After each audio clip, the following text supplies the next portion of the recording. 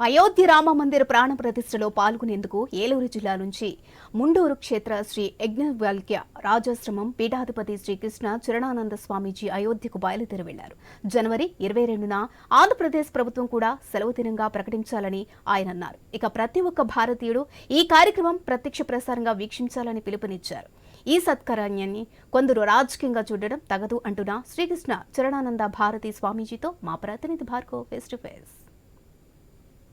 రామమందిర ప్రాణ ప్రతిష్ఠ కార్యక్రమానికి ప్రపంచవ్యాప్తంగా కూడా రామ భక్తులు తరలి వెళ్తున్నారు. ఏలూరు జిల్లా నుంచి కూడా అనేక మంది ప్రముఖులు వెళ్తున్నటువంటి పరిస్థితి కూడా ఉంది. ప్రస్తుతం ముండూరు క్షేత్రానికి చెందినటువంటి శ్రీకృష్ణ చరణానంద భారతీ స్వాముల వారు అయోధ్యకు పయనాన్ని ప్రారంభించారు. ప్రస్తుతం ఆయన ఇక్కడ మనతో ఉన్నారు. స్వామీజీ చెప్పండి, ఎలా జరగబోతుంది అయోధ్యలో, ఏ విధంగా వెళ్తున్నారు ఇక్కడి నుంచి భక్తులంతా? భక్తులు కోటాను కోట్ల భక్తులు అక్కడ హాజరవుతున్నారు. ఆల్రెడీగా ఇప్పటికీ నెలల కొద్ది కూడా చేరుకున్నారు. అక్కడ ఈరోజు ప్రపంచవ్యాప్తంగా కూడా త్రేతాయుగంలో రామచంద్రుడు పరిపాలించేటప్పుడు సమయం ఎలా ఉందో ఇప్పుడు అటువంటి సమయం వచ్చింది. ఆనాడు రామరాజ్య పరిపాలన జరిగింది. మళ్ళీ కూడా రాముని ప్రతిష్ట కారణంగా మళ్ళీ రామరాజ్యం భారతదేశంలో వస్తుందనేటువంటి ఆ ఆశతో ప్రజలందరూ కూడా సుఖ సంతోషాలతో ఆనందంగా ఎవరికి వారు అక్కడికి చేరుకుంటున్నారు.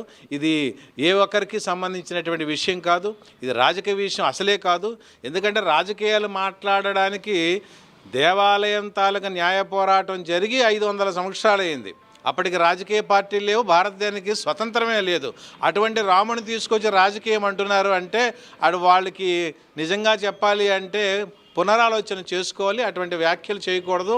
ఇది భారతదేశంలో ఉన్నటువంటి రాముని ప్రతిష్టకి రాజకీయం కాకుండా కుల మత లింగ భేదాలు లేకుండా ప్రతి ఒక్కరు కూడా హాజరయ్యి కార్యక్రమాన్ని జయప్రదం చేయవలసిన బాధ్యత యావత్తు భారతీయులైనటువంటి 133 కోట్ల మందికే కాకుండా ప్రపంచంలో ఉన్నటువంటి 200 దేశాల నుండి కూడా ప్రజలు వస్తున్నారు. ఇంతటి ఉత్కృష్ట కార్యక్రమము ఇంతకు ముందు ఎన్నడూ జరగలేదు. ప్రస్తుతం ఎవరైతే దేశవ్యాప్తంగా ప్రపంచవ్యాప్తంగా జీవించినటువంటి మానవులు ఉన్నారో ఇది ఒక స్వర్ణయుగంగా మనం భావించాలి. మనం ఉన్నప్పుడే ఇటువంటి కార్యక్రమం జరుగుతుంది. మన భావి తరాల వారు తర్వాత వచ్చిన తరాలు కూడా చెప్పుకుంటారు పలానా సమయంలో రాముని తాలూకా ప్రతిష్ట జరిగిందని చెప్పుకున్నటువంటి పరిస్థితి వస్తుంది. అంటే ఇప్పుడు దేశవ్యాప్తంగా భక్తులు తరలి వెళ్తున్నారు. అయోధ్య మొత్తం జన సందోహంతో నిండిపోయే పరిస్థితి ఉంది. ఎంతమంది వరకు వెళ్ళే అవకాశం ఉంది? ప్రత్యేకించి ఏమైనా ఆహ్వానాలను అందాయా? ప్రత్యేకమంగా సాధువులకి సుమారుగా 5 లక్షల మంది సాధు మహాత్ములకి ఆహ్వానాలు వచ్చాయి. దేశవ్యాప్తంగా అనేక మంది రాజకీయ ప్రతినిధులకి, ధార్మిక సంస్థల ప్రతినిధులకి, ప్రతి ఒక్కరికి కూడా రాముని యందు ఎవరైతే ఎంతమంది అయితే కవులు ఉన్నారో ప్రతి ఒక్కరు అన్ని రంగాలకు సంబంధించిన ప్రతి ఒక్కరు కూడా హాజరవుతున్నారు. దానికి తగ్గట్టు యూపీ ప్రభుత్వం యోగి ఆదిత్యనాథ్ గారు ప్రతి ఒక్క అక్కడ సదుపాయాలన్నీ కూడా సౌకర్యాలు కలిగించారు. ప్రతి ఒక్కరికి వసతి సౌకర్యంతో పాటు ట్రాన్స్పోర్టేషన్తో పాటు ఎవరు ఏ రైల్వే స్టేషన్లో దిగినా, అలా ప్రయాగరాజులో దిగినా, కాశీలో దిగినా, ఇంకెక్కడ దిగినా ఆ స్టేషన్కి వచ్చి వాహనాలు వాళ్ళు సౌకర్యం చేసి అయోధ్యకు తీసుకొచ్చి అక్కడ ఉన్నటువంటి వసతులు కల్పించారు. ఆల్రెడీగా నేపాల్ నుండి వచ్చి కూడా అక్కడ 108 హోమకుండాలు కూడా ఏర్పాటు చేస్తూ దిగ్విజయమైనటువంటి హోమాలు కూడా చేస్తున్నారు. మరి ఇటువంటి కార్యక్రమం నిజంగా మరి ఇంతవరకు ఎప్పుడు జరగలేదు. జరుగుతుందో లేదో ఊహించలేము.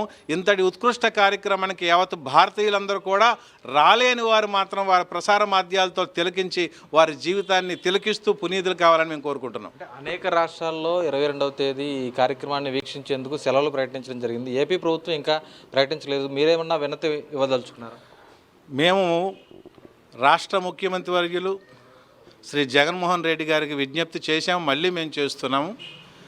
ఇటువంటి రామ జన్మభూమిలో రాముని తాలూకా ప్రతిష్ట కార్యక్రమం ఇది సామాన్యమైనది కాదు. విద్యార్థులకి సెలవులు పెంచడం, ఉపాధ్యాయులకు సెలవులు పెంచడం కాదు. రామ జన్మ ప్రతిష్ట రోజు తప్పనిసరిగా సెలవు ప్రకటిస్తే ఆంధ్రప్రదేశ్లో ఉన్నటువంటి సనాతన ధర్మాన్ని ఆచరిస్తున్న ప్రతి ఒక్కరు కూడా ఆనందోత్సవాలతో ఉంటారు. అది అందరికీ కూడా మేలు. రాబోయే తరాల వాడు కూడా చెప్పుకున్నటువంటి పరిస్థితి కూడా ఉంటుంది. వారికి మళ్ళీ ఒకసారి విజ్ఞప్తి చేస్తున్నాం. 22వ తేదీ సెలవు ప్రకటించి అందరినీ కూడా ఆనందింపజేయాలని మేము కోరుకుంటున్నాం. 500 సంవత్సరాల తర్వాత దాదాపు న్యాయ పోరాటం చేసి సుదీర్ఘ న్యాయ పోరాటం చేసినటువంటి అవసరం ఎందుకు వచ్చిందనుకోవచ్చు. భారతదేశం హైందవ ధర్మాన్ని పూర్తిగా పాటిస్తుంది. రాముడు ఈ దేశానికి చెందినవారని చెప్తారు. న్యాయ పోరాటం చేసి మరి ఈరోజు దక్కించుకోవాల్సిన పరిస్థితి. భవిష్యత్తులో ఇటువంటి ఘటనలు పునరావృతం అయితే ఏ విధంగా ఉంటుంది? మీరేం కోరుకుంటున్నారు? మీరు చాలా చక్కటి ప్రశ్న వేశారు. అసలు రామరాజ్యం అంటే ప్రజలందరికీ కూడా కన్నబిడ్డల్లాగా పరిపాలించటం. ధనం మీద ఆశ కానీ ఇంకే వస్తు సముదాయం మీద ఆశ కానీ లేదు ఆనాడు. ప్రజలే రాజులు, ప్రజలే కన్నబిడ్డల్లాగా పరిపాలించారు. రాముని తర్వాత ద్వాపర యుగం తర్వాత కలియుగంలో వచ్చేటప్పటికి ఆస్తులే ముఖ్యమని, సంపదే ముఖ్యమని, పదవులే ముఖ్యమని దానికి బారిన పడి ప్రజల యొక్క మానసిక రుగ్మతలను ప్రజల యొక్క బలహీనతలను పెట్టుకుంటూ రాజకీయ పరంగా చేసుకొని తమ సంపదను కూడబెట్టుకుంటున్నారే తప్ప ప్రజల్ని ఏ విధంగా పరిపాలించాలి, ప్రజలు ఏ విధంగా మనకు ఈరోజు రాజ్యంలో ఉన్నారు, ఆనాడు రామచంద్రుడి పరిపాలన చూసి మనం రోల్ మోడల్గా ఎందుకు చేయకూడదు అన్నటువంటి కారణాలు లేకుండా పోవటం వల్ల ఇటువంటి దుస్థితి వచ్చింది.